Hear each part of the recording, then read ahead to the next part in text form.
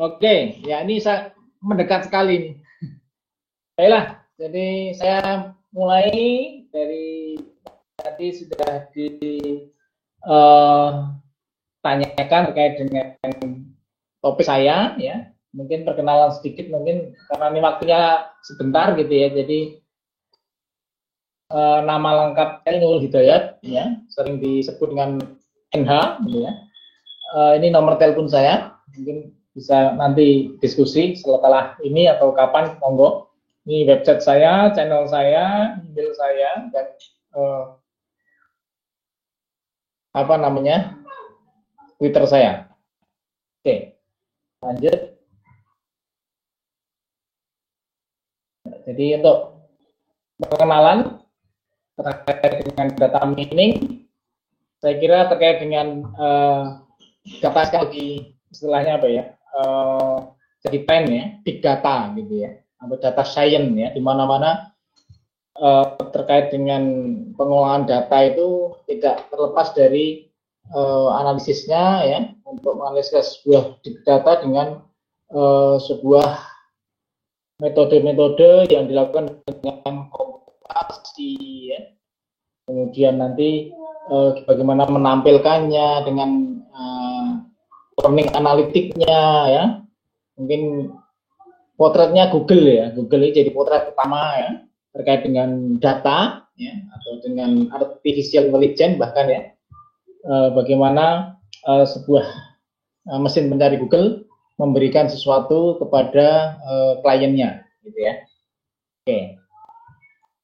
Nah, disiplin yang muncul ya, berkaitan dengan apa namanya, eksplorasi data yang unik ya, semakin besar dari lingkungan pendidikan yang menggunakan metode untuk lebih memahami mahasiswa dan untuk pengaturan ruang mahasiswa belajar secara online. Itu satu disiplin namanya educational data mining. Jadi apakah data pendidikan ya, atau data education itu diambil dari penggunaan siswa dari lingkungan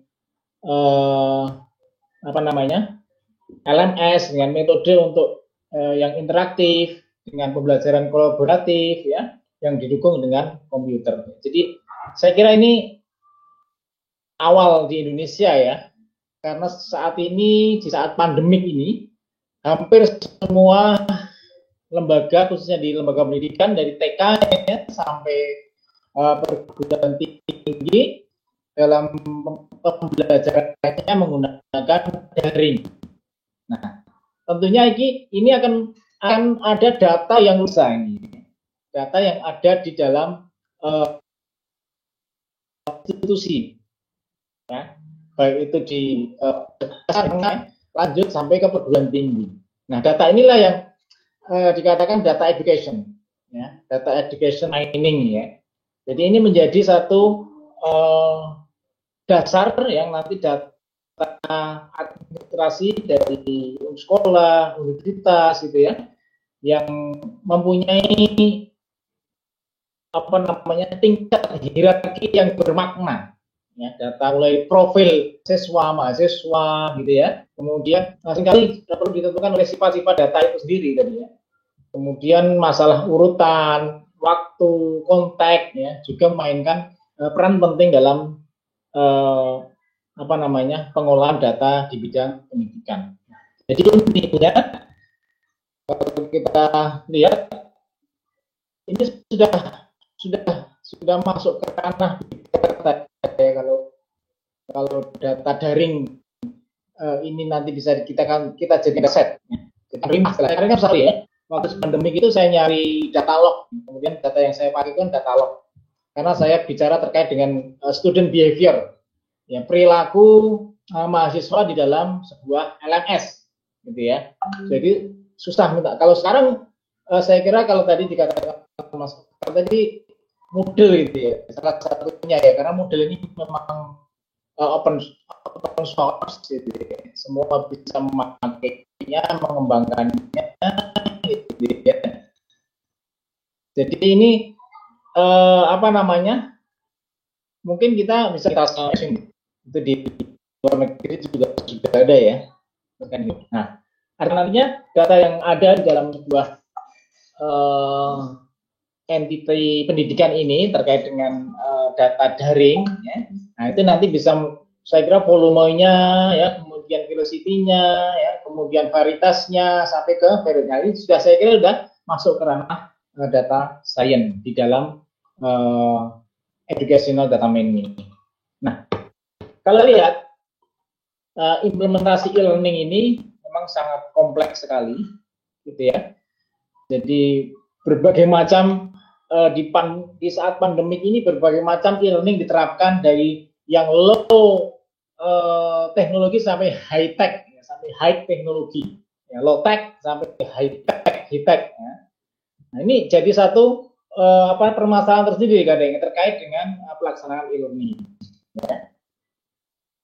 Mulai hanya yang pakai teknologi grup WhatsApp, gitu ya. Ada yang pakai bahkan sampai ke SMS, ya, yang mungkin di daerah-daerah yang mungkin sinyalnya susah dan sebagainya, gitu ya. Kemudian yang high itu yang menggunakan dua pendekatan, asinkronus dan sinkronus, yaitu pendekatan sinkronus menggunakan e-learning menggunakan secara real time, ya, tatap muka, Vicon, ya, seperti saat ini, ya. Kemudian pakai berbagai macam aplikasi Vicon, gitu ya. Kemudian yang asinkronus, ya, itu sebenarnya lebih powerful, gitu ya. Ya, asinkronus itu mungkin yang tidak banyak resource infrastrukturnya di kampus, ya, servernya yang ini belum memenuhi, ya, bisa pakai Google Class misalkan, ya. Salah satu yang mungkin saya sebut aja, ya, ini banyak digunakan Google Class ini karena cloud, ya, karena sekolah atau lembaga tidak usah menyiapkan kelas, ya, semua udah ada di Google, kita tinggal buat mungkin MOU kali yang universitas atau sekolah itu bisa, ya, gitu ya. Itu terkait dengan pelaksanaan implementasi e-learning, ya, dari analis, kemudian menyiapkan untuk mendevelopnya, kemudian identitas infrastrukturnya, kemudian sampai ke desainnya gimana. Nah ini e-learning itu memang yang paling berat, ya, paling harus disiapkan itu ya di desain sama develop, ya, menyiapkan di awal. Nah ini yang penting sekali untuk membuka ke educational data mining ini sangat penting sekali, ya, membuat sebuah desain pembelajaran yang cocok untuk mahasiswa, ya.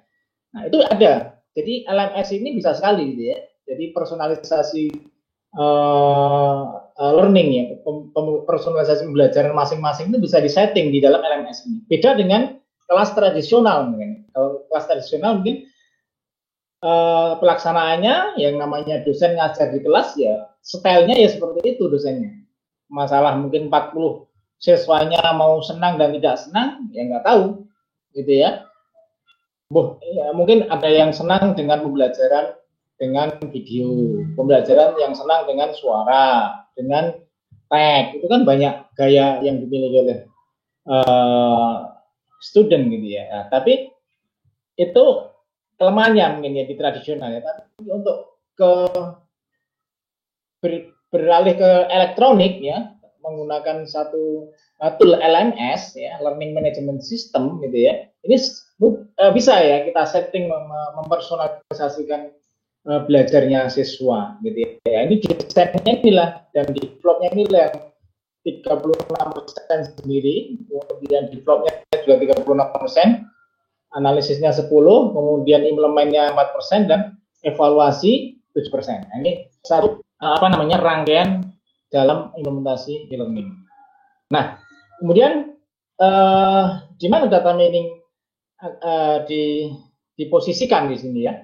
Jadi dalam personalisasi ini isu dalam sebuah LMS itu memang personalisasi, bagaimana memudahkan mahasiswa, ya, dalam memahami, ya, kemudian mencerna, ya, kemudian mengerjakan tugas misalkan di dalam sebuah LMS. Nah, di situ nanti data mining itu nanti disebutkan satu ya, setelah nanti aktivitas yang nanti akan disimpan di log file ya di dalam server, nah itu nanti bisa diambil, bisa diolah, bisa dianalisis gitu ya dengan berbagai metode algoritma. Nanti kita bahas di belakang.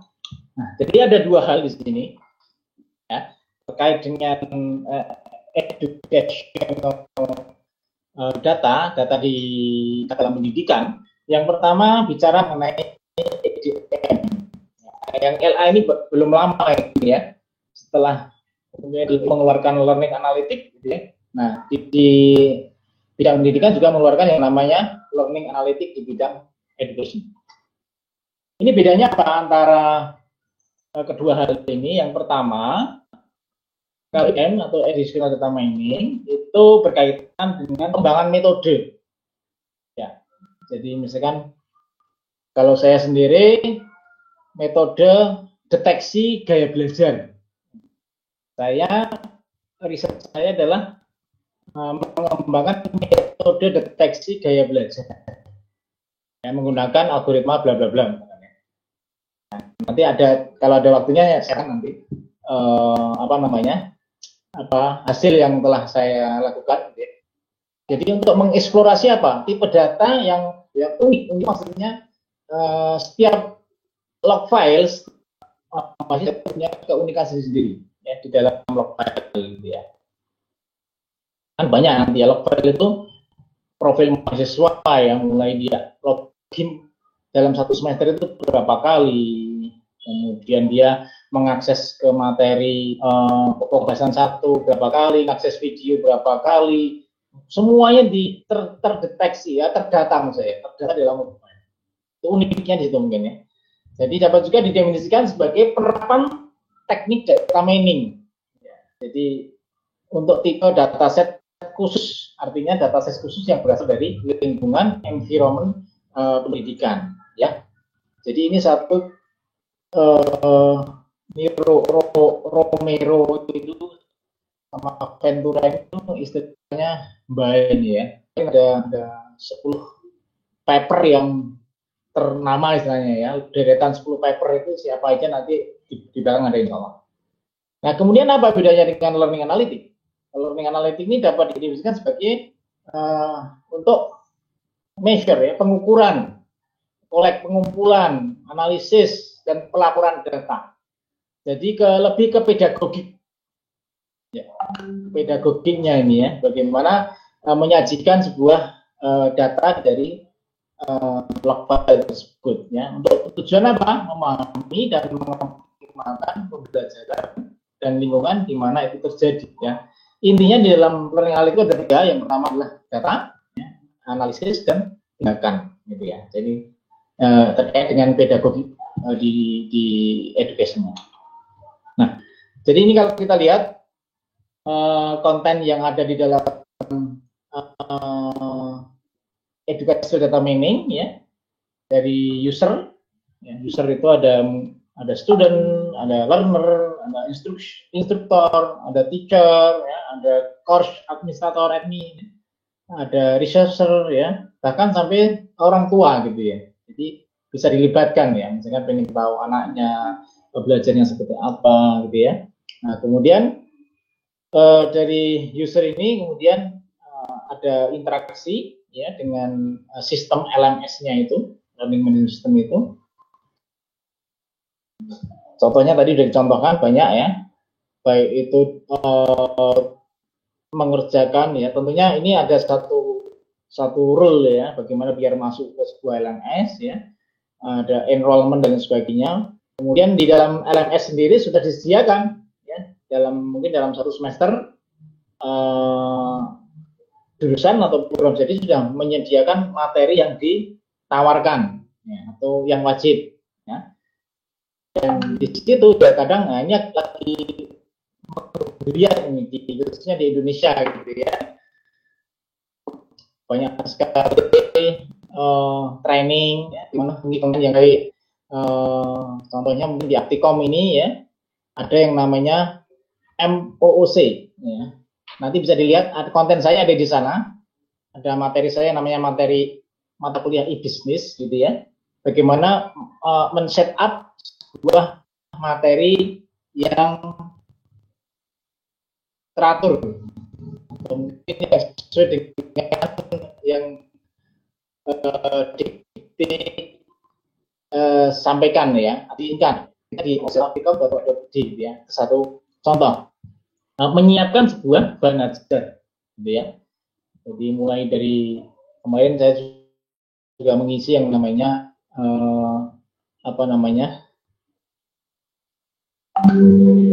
education humanism, bagaimana digital humanism, humaniora digital gitu ya. Itu terkait dengan itu, bagaimana agar LMS ini bisa memberikan satu sentuhan gitu ya, mesin ya ke manusia, memesinkan manusia terbalik. Jadi bagaimana misalkan sebuah kadang teman-teman itu membuat LMS itu hanya upload materi misalkan, upload PowerPoint udah nggak ada kata-katanya, upload Word ya, nggak ada kata-katanya sama sekali, hanya file-file dua, tidak diberi sebuah sapaan. Nah ini penting sekali, artinya itu biar humanis ya. Jadi kita kan mesin ini kan nanti diakses oleh manusia, artinya diakses oleh mahasiswa kita ya. Itu diakses oleh Polina itu pakar e-learning. Kemarin juga staf ahli menteri sebelum periode ini, itu beliau mengajarkan salah satunya sapaan gitu ya. Bahkan sampai foto itu harus new misalkan ya, yang ditampilkan, karena nanti akan dilihat mahasiswa ya. Jadi auranya bisa sampai, itu humanisme ya, kita humanisme ya. Tanya data di mata kuliah bla bla bla bla. Nah itu diberi katakan istilahnya apa ya, biar tersentuh mahasiswa itu dengan kata-kata itu. Terus sampai ke pertemuan 14, setiap pokok bahasan satu ya, mau tugas pun sampai bagaimana agar mahasiswa itu enjoy gitu ya, enjoy mengerjakannya, tidak ada tekanan dan sebagainya. Biasanya tekanan ada ya, harus dikumpulkan tanggal sekian jam sekian, itu kan rule gitu ya. Tapi itu tadi memberikan sebuah tampilan konten mata kuliah atau pelajaran mungkin ya, kalau untuk yang SMA SMP gitu ya, itu yang sedemikian rupa dibaca oleh mahasiswa atau siswa itu ya memang masuk gitu ya, masuk ke sana, itu merasa dilibatkan. Nah itu ya, seperti ini ya, seperti webinar itu kan bagaimana melibatkan audiens yang menyapa ya. Tadi ada di sini misalkan ada saudara saya, ada teman-teman saya, ada Kuning, ada Ayu, selamat sore ya, ada mahasiswa saya dulu Mas Iqbal itu ya, banyak deh. Jadi apa ya sekali ya, karena itu harus semangat dulu. Nah setelah itu di tahap kedua ini itu akan ada activity ya. Nah di situ banyak sekali ya, disitulah log file akan terbentuk, dataset akan terbentuk itu di tahap kedua ini ya. Semuanya akan kita ambil ya, kita mapping mana yang diperlukan ya. Misalkan kalau saya kemarin terkait dengan behavior, saya juga akan mengambil bagaimana siswa itu berperilaku, beraktivitas di sebuah LMS. Nah, kemudian saya mining dengan teknik statistik, visualization, clustering, klasifikasi, asosiasi rule, mining ya, sequential mining atau tag mining ya, banyak sekali. Kalau saya kemarin kebetulan pakai clustering dan pakai klasifikasi. Ya, jadi ada penggabungan. Nah, dari situ kemudian akan dapat model learner-nya seperti apa. Karena terkait dengan saya, terus model learner-nya stylenya seperti apa, ya berdasarkan aktivitas yang sudah dilakukan tadi. Ya. Kemudian memberikan rekomendasi. Oh ternyata ya misalkan saya ngambil mahasiswa eksak dan mahasiswa non eksak gitu ya, itu ada mappingnya di sana. Itu contoh sebuah gambaran dari educational data management. Ini banyak sekali ya. Jadi tidak log file ini tidak hanya digunakan untuk belajar ya, tapi ini sukses belajar. Nanti kita lihat ya belakangnya. Nah, jadi ini intinya ada 4 hal, gitu ya. Ada educational data itu, kemudian ada educational information system, ada educational data mining task, gitu ya. Kemudian, nah ini sampai profiling student, knowledge modeling, ya, sampai memprediksi drop out dan sebagainya bisa. Bisa diartikan. Nah, ini banyak topik-topik ya, yang S2 atau S3 gitu ya. Itu bisa karena ini dataset di Indonesia lagi banyak banget gitu ya. Tinggal mau ngambil di universitas mana gitu ya. Tinggal ngambil log filenya, kemudian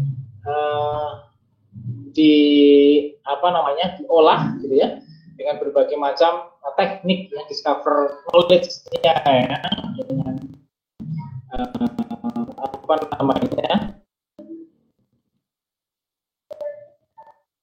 software atau aplikasi. Kita lihat jadi bagaimana digital data mining kerja dan learning analytic ini tadi. Kalau tadi sudah saya katakan kalau EDM itu fokusnya pada teknik modelnya, kemudian kalau learning analytic itu fokusnya pada penerapan tools sama tadi analisis ya ke arah ke pedagogi. Nah, sekarang permasalahannya di sini juga ada beberapa kampus ya yang menerapkan misalkan masalah sendiri. Nah, ada kampus yang online 100% ya. Ya, itu nanti tentunya akan beda dalam pengambilan keputusan dalam mengolah datanya ya. Atau dua-duanya ya. Kalau blended itu misalkan mungkin ada yang 50% online, 50% offline. Ada yang 70 offline, 30% online. Nah, itu ada banyak beberapa metode. Tapi yang terkait dengan ini tentunya satu hal yang mungkin harus ada di dalam sebuah online learning, salah satunya menggunakan virtual conference atau webinar ya, mungkin atau kelas-kelas khusus gitu ya. Nah, itu biasanya terkait dengan aturan di awal. Nah, kalau kita lihat siklus ya dalam e-learning, tadi sudah saya singgung di depan ya, mulai dari pertama adalah sistem pembelajaran online gitu ya. Ini juga terkait dengan asesmen mahasiswa nanti ya. Jadi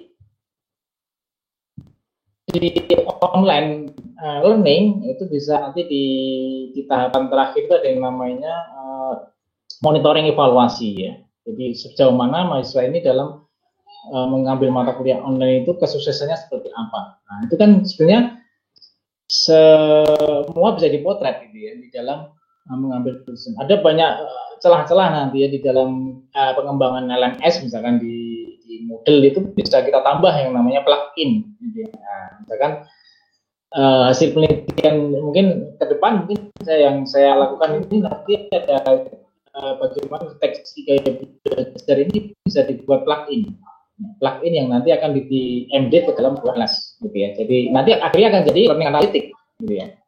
Oke, agak cepat. Nah, inilah irisannya ya. Ada 2 komunitas ya minat terkait dengan data pendidikan ini. Yang pertama adalah EDM, Educational Data Mining, yang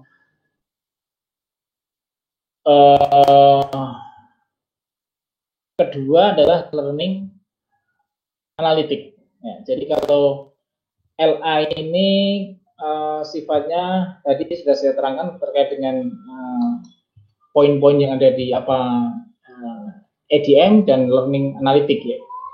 Saya ulang lagi. Jadi ada umumnya ya EDM itu mencari pola baru ya dalam data dan mengembangkan algoritma ya, atau model barunya. Ya, jadi pada akhirnya antara keduanya komunitas itu lebih jadikan pada fokus penelitian ke model. Ya. Kemudian kalau yang kedua memiliki LA ini terkait dengan rekomendasi sistemnya, ya, data driven-nya, kemudian pedagogiknya, itu ke yang kedua. Nah, ini istilah-istilah yang baru ini. Ini baru tahun 2019-an ini muncul istilah baru selain EDM dan yang namanya academic analitik. Ada institutional analitik, ya. Kemudian ada teaching analitik, ada data driven education, ya. Kemudian ada big data in education. Ini namanya educational data science. Itu belum lama ini. Oke. Nah, untuk latar belakang ini ada dua hal dalam data pendidikan itu memang belum lama. Kalau kita lihat perkembangan terkait dengan data di bidang pendidikan, apalagi Indonesia ya. Indonesia kan ya karena pandemi ini ya, mau tidak mau diwajibkan pakai daring. Akhirnya muncullah nanti dataset pendidikan. Nah, kalau bidang pertama ini, minat pertama tadi EDM, itu baru tahun 2008 ya, di Kanada. Pertama di Kanada, kemudian selang 3 tahun muncul yang namanya CET for Analytics. Ya, ada yang namanya yang kedua ini. Nah, ini duanya sekarang berjalan bersamaan gitu ya, meskipun konferensinya beda-beda ya. Tiap tahun ada konferensinya, dua bidang ini, yaitu atau yang lain juga ada. Nah, ini banyak sekali nanti bisa dilihat di internet. Data-data ini juga belum lama, 2006 terkait dengan data mining di dalam pendidikan. Ada handbook, ya, handbook of educational data mining. Ya. Kemudian ada aplikasi dan tren di dalam data mining dan sebagainya. Sampai yang terakhir itu ada learning quiz to school, 2018. Nah, jadi kalau kita lihat bahan paper yang ada di dalam dataset menggunakan data mining pendidikan itu luar biasa ya. Kita lihat justru yang lebih tinggi itu malah yang learning analitik, gitu ya. Baik buku, konferensi, ya, sampel institut. Kalau yang merah ini ada tersendat nih perkembangan paper-nya. Oke, ke atas ini ada 10 jurnal, ya, 10 dalam jurnal, ya. Jadi jurnal yang terkait dengan education data mining, ya. Maaf ya, ada 10, ya, ini sudah ada impact factor-nya, ada yang free and open access-nya, ya. Ini bisa dilihat satu persatunya. Nanti kalau yang tertarik bisa dibagi nanti ya terkait dengan jurnal-jurnal yang ada di bahas ini dan ini judul paper. Kalau tadi nama jurnal, ini judul papernya. Nah, ini ya kalau kita lihat tadi Romero, Ventur itu jadi rujukan semua ya, Romero, Ventur ya, dan sebagainya. Itu yang karena pertama dulu. Nah, sama mungkin Bapak Ibu nanti kalau di Indonesia kalau mau tertarik ke sana ya dataset kita bisa jadikan nanti di pabrik atau gimana ya, tergantung dengan institusinya, boleh tidak ya. Dataset ini juga nggak tahu, ini harus diizin ke Dikti ya. Dataset yang saya punyai nanti bisa di pabrik atau enggak gitu ya. Nah, itu bisa di apa namanya, kalau mungkin ada yang mau lanjut penelitian gitu ya dan sebagainya. Oke. Nah, jadi kalau terkait dengan siklus ya knowledge dalam EDM dan learning analytic ya, ini sudah tadi saya katakan sangat berlimpah mungkin ya saya katakan ini. Apalagi kalau dunia ya, Coursera, EDE, Udemy ya, Moodle itu banyak sekali, hampir semua sekarang menggunakan di dalam masa pandemi ini memproduksi data ya, di dalam sebuah institusi atau lembaga. Nah, di situ nanti kita tinggal apa yang akan kita main. Data apa? Data kesusahan mahasiswanya, atau data tadi saya tambahkan gaya belajarnya seperti apa, hubungannya nanti dengan penyediaan konten kuliah yang bagus, ya, yang sesuai dengan keinginan mahasiswa, gitu ya. Nah, di sini intinya ada 3 hal dalam data educational, data pendidikan, yaitu ada data pre-processing, ya ini yang lama, saya katakan tadi, mengolah data mentah, data asli yang ada di LMS menjadi sebuah data yang data set yang nanti sesuai dengan keinginan kita. Karena beda konteks kesuksesan, data set dropout, data set gaya belajar, beda nanti ya. Dataset yang diambil di dalam LMS. Kemudian baru menentukan metodenya, ya. Metodenya, kemudian interpretasinya dan aplikasinya. Nah, baru kemudian ada satu pengetahuan baru di sini, ya.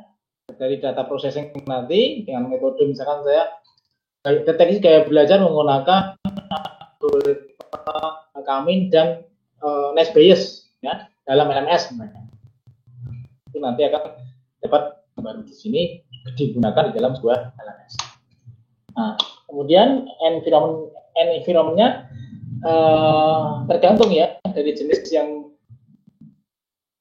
digunakan nanti ya. Ya, jadi ini tingkat hubungan jumlah data yang ada di dalam log file gitu ya, dari setting course ya sampai event atau action ya. Jadi course itu nanti yang disediakan di dalam LMS, ya, kemudian nanti student yang akan mengakses, ya. Kemudian di situ ada session atau activity. Ya, session inilah biasanya di Moodle mungkin namanya pakai session ya. Itu yang ini kan nanti dari activity dan session ketemulah di action ya, event-event atau yang nanti semua aktivitas akan dikumpulkan di dalam server. Nah, dari sana nanti diambil. Nah ini mungkin kita lihat ya tipe data. Ya. Jadi di dalam sebuah universitas atau di sekolah itu banyak sekali sumber data yang bisa diambil. Jadi kalau tadi saya bilang log file, mungkin kalau di dalam sifatnya menggunakan daring ya. Ataupun sekarang kalau mungkin semuanya sudah berbasis digital ya, mulai dari tesisnya, disertasinya, skripsinya ya. Tapi kalau course pasti ya. Kemudian program yang ada di sekolah ya, sampai ke demografinya, tes kuis online, tugas online, semua ya, labnya online dan sebagainya. Lab yang itu ya, yang bisa digunakan untuk augmented reality ya, dengan gamification, nah, itu banyak sekali ya. Sekarang model-model bagaimana daring itu berjalan ya di dalam LMS. Nah itu kan nanti yang akan disediakan di dalam sebuah LMS. Ya. Kemudian, nah ini salah satu contoh ya sebuah mungkin memapping kesuksesan siswa ya, dari LMS ya, kita sudah model algoritma bagaimana mahasiswa itu memotret mahasiswa dari aktivitas yang ada di LMS ya, dengan berbagai metode saya kira ya, mungkin dengan klasifikasi tadi, dengan clustering ya dan sebagainya. Oke, kemudian, nah jadi memang kompleks sekali data yang ada di dalam LMS ya. Kalau kita lihat informasi akademiknya, ya, ada pertumbuhan mahasiswanya, jumlah course-nya, ya, yang enroll berapa, ya, kemudian grading-nya, ya, kemudian kekomplekan datanya. Ya. Sudah ada rule dalam menyediakan sebuah data, gitu ya. Data kuliah atau kuliah ada rule yang harus dipenuhi. Ya. Jadi tidak yang saya katakan dulu yang model lama ya, yang LMS hanya untuk mengirim tugas, ya. Salah. Jadi LMS itu yang asinkronus ya. Asinkronus itu yang LMS itu yang sekarang memang powerful. Ya, di situ ada interaksi antara dosen dan mahasiswa semaksimal mungkin, dioptimalkan. Ya, ada diskusinya, ada tes formatif, ada tes sumatif, ya, itu dioptimalkan sedemikian rupa, ya, assessment dan lain sebagainya. Oke, itu tipe-tipe yang nanti akan memperkaya, ya, memperkaya. Artinya apa? Nanti dalam pemodelannya itu nanti dengan kayanya data tersebut nanti akan menghasilkan rekomendasi yang gitu ya. Karena datanya memang full gitu ya, bukan hanya data setengah-setengah, ada yang 40 siswa, yang 30 aktif, yang 10 tidak, dengan gitu ya. Nah, kan imbasnya nanti juga akan terkait dengan kelengkapan log file yang ada di dalam masing-masing mahasiswa. Ya. Belum deteksi dosennya, ya, dosennya ngajarnya baik tidak itu bisa juga, itu juga ada datanya di sana.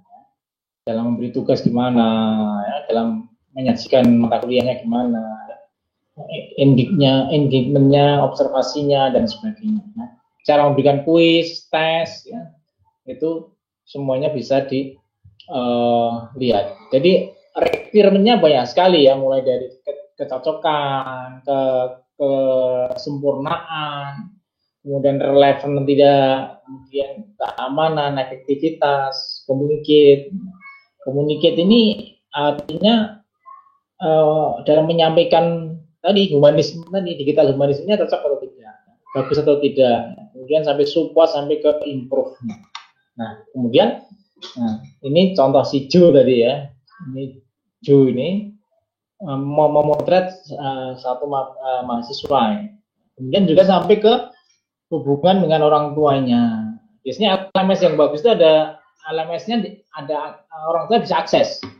Seperti di Google Class itu orang tuanya bisa melihat ya, data atau materi pelajaran yang diberikan itu apa saja. Nah, itu orang tuanya bisa login ke LMS-nya. Nah, itu baik sekali itu ya, bisa melihat. Bahkan mungkin harusnya bisa sampai anaknya sudah belajar atau belum ya secara online. Oke. Nah, kemudian ini yang pra-processing ini sebagai tugas yang sulit ya, dan rumit ini. Karena dari data semua tadi itu yang ada di log file tadi kita ambil, tergantung kebutuhannya untuk apa. Jadi terkadang pre-processing data itu sendiri memakan lebih dari setengah dari total waktu yang dihabiskan untuk memecahkan masalah data mining. Lebih setengah loh saya katakan ya. Ini yang kalau ini sudah miningnya atau dalam prosesnya sudah jelas, itu akan cepat. Gitu. Tapi kadang ada satu hal yang memang harus kekurangan data, ya mungkin ada tidak kesempurnaan data dan sebagainya, ini menjadi satu masalah sendiri nanti ya. Jadi data educasional ini masih mentah gitu ya, karena masih di dalam log file benar-benar ya data asli atau data primernya. Untuk menyelesaikan masalah itu tidak dalam bentuk yang sesuai atau abstraksi. Jadi perlu mengkonversikan data ke formula yang sesuai dengan data yang dimodifikasi ya, untuk menyelesaikan setiap masalah di bidang educational tadi. Jadi ini termasuk memilih data, apa yang akan dilakukan, apa yang dikumpulkan, fokus pada pertanyaan yang akan dijawab, dan memastikan data selaras dengan pertanyaan. Jadi tugas pre-processing ini diterapkan pada data, misalkan data daring, data log ini benar-benar data primer ya yang diambil dari log. Oke. Kemudian ada metode dan teknik nanti ya. Jadi mayoritas teknik data mining itu yang termasuk visualisasi, klasifikasi, ya, pengelompokan, ya, kemudian teknik analisis, asosiasi, itu memang banyak mendominasi di bidang pendidikan. Ya. Jadi punya karakteristik tersendiri di dalam educational data mining ini membutuhkan penanganan khusus ya untuk masalah mining dan pre-processing data. Jadi ada macam DM dan metode dan teknik LA yang digunakan untuk memecahkan berbagai masalah pendidikan,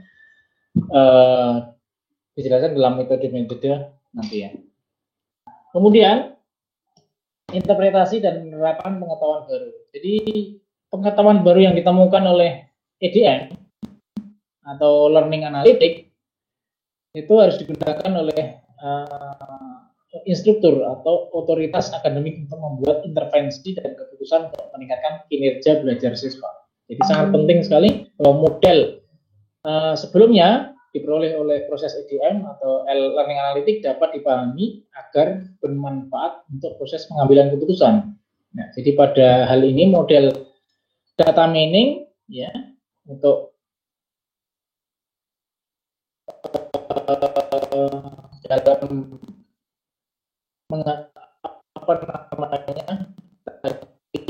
hasil pre-processing tadi nanti yang akan memberikan satu efek di dalam sebuah pelaksanaan misalkan daringnya atau pembelajaran online dan sebagainya. Oke. Kemudian yang keempat, educational environment data. Jadi ada beberapa pelaksanaan tadi saya sebutkan juga di atas terkait dengan e-learning ini. Ada yang namanya blended learning, ada online learning, ada web based learning, ada internet based learning. Jadi ada berbagai macam model pelaksanaan. Nah, mungkin kita taunya e-learning gitu ya. Ternyata banyak sekali ya rumpun dalam pelaksanaannya ya. Baik dari tradisional face to face sampai ke computer based learning. Oke, toolnya, nah ini mungkin bisa dicari ada di dalam komunitas EDM dan Learning Analytics itu bisa dicari ada tool-tool banyak sekali bagaimana memproses ya, data log file menjadi sebuah nanti dengan metode-metode yang ini metodenya ini ada permasalahannya, ada klasifikasi, ada klasterisasi, ada prediksi, nanti ada optimasi dan sebagainya. Oke, ini contoh kasusnya. Ini bisa saya lihatkan. Saya ganti slide dulu. Nah, ini contohnya ya. Contoh saya misalkan di dalam education data mining itu contoh model deteksi gaya belajar. Misalkan ini data yang saya ambil data chemistry. Data daring yang dilaksanakan oleh Ristekdikti dalam hal ini adalah di Sekolah Indonesia dan di sana menggunakan LMS.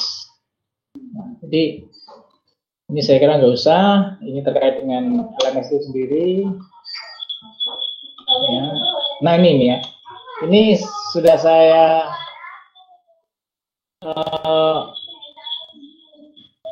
posisikan di sini bahwasanya saya mengolah data ini menggunakan model klasifikasi.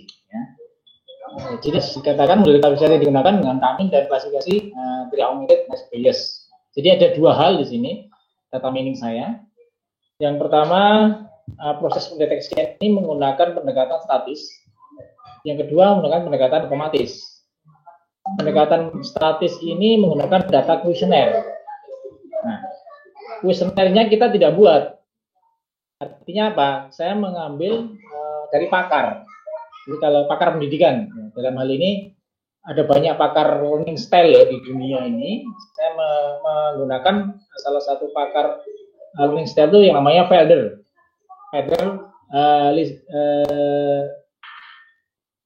Ada juga yang namanya FAQ. Ya. Kemudian, nah ini dari hasil penelitian yang sudah dilakukan menggunakan data set kuesioner itu kurang. Ya, jadi karena kalau mahasiswa ya mungkin kita dulu juga pernah lah ya, si kuesioner itu biasanya ya isi misalkan gitu. Dengan kelas yang diambil kan. Kemudian yang kedua pendekatan otomatis, yaitu menggunakan dataset log file. Ya. Jadi saya menggunakan pendekatan yang kedua ini akhirnya ya. dalam dataset yang digunakan. Nah, ini yang bikin lama ya, dalam mengolah dataset log file pendidikan. Ya. Dalam hal ini adalah LMS tadi. Oke, ini contohnya. Nah, jadi tujuannya menghasilkan pemetaan deteksi gaya belajar, ya, mengembangkan model. Nah, ini ya. Jadi saya ambilnya ke EDM karena mengembangkan model deteksinya tadi, ya, bukan ke arah learning analitiknya, bukan ke arah pedagoginya. Mungkin kalau pedagogik mungkin di ranahnya teknologi pendidikan ya, mungkin di Universitas Negeri Jakarta, Negeri Yogyakarta, atau UNES itu ada ya. Nah, itu arahnya ke sana. Atau dikawinkan sebenarnya bisa ya antara EDM dan LMA gitu ya. Itu lebih powerful. Nah, ini manfaatnya. Jadi dengan model dan kita mengetahui perilaku mahasiswa. Ya. Kemudian nah ini data setnya, ya, data set log file yang saya gunakan, ya, saya membandingkan antara data uji yang eksakta dan non eksakta.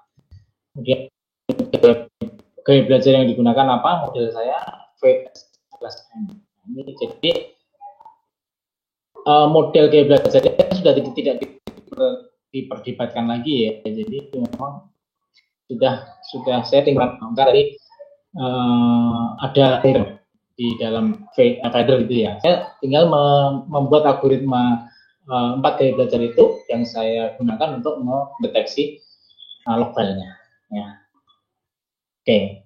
Nah ini 4 gaya belajar yang sudah dirumuskan oleh Fader.